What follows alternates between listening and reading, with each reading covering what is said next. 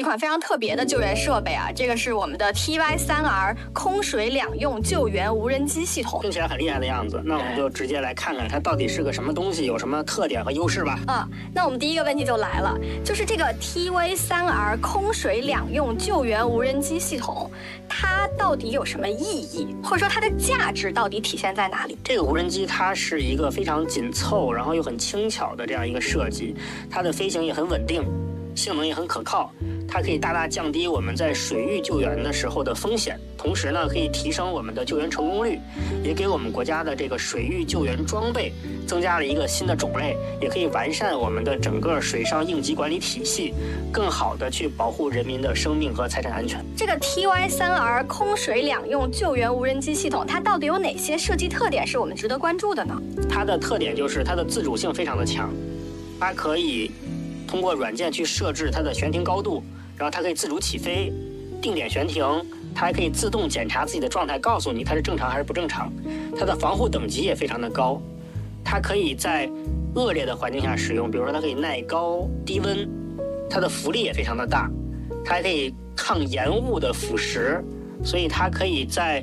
海上或者说一些复杂的气候条件下使用。这个 TY3R 空水两用救援无人机系统，它的参数到底怎么样？它的整个尺寸是935乘935乘121毫米，然后它的重量是小于5公斤，非常的轻巧。它的最大浮力可以达到190牛，它的防护等级是 IP68级，也就意味着它可以在水下1.5米的地方待1个小时都没有问题。非常的适合这种恶劣环境下的使用，听起来真的挺厉害的。那它的飞行性能呢？它的飞行时间可以超过10分钟，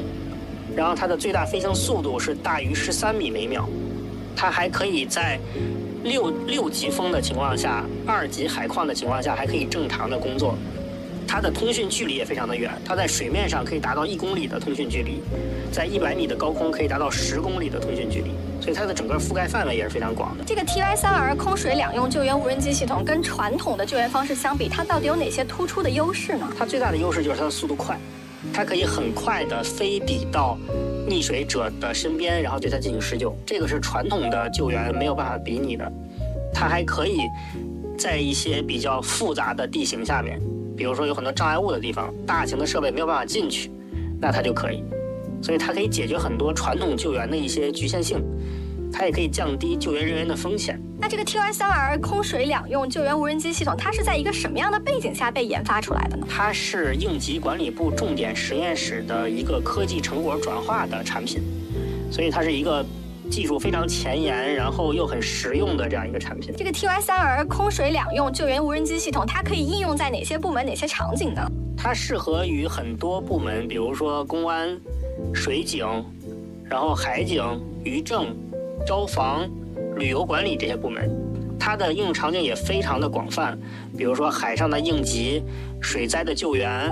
包括一些景区的快速反应，它都可以。听起来真的是一个多面手啊！没错没错，而且它还可以用在一些，比如说树上求生，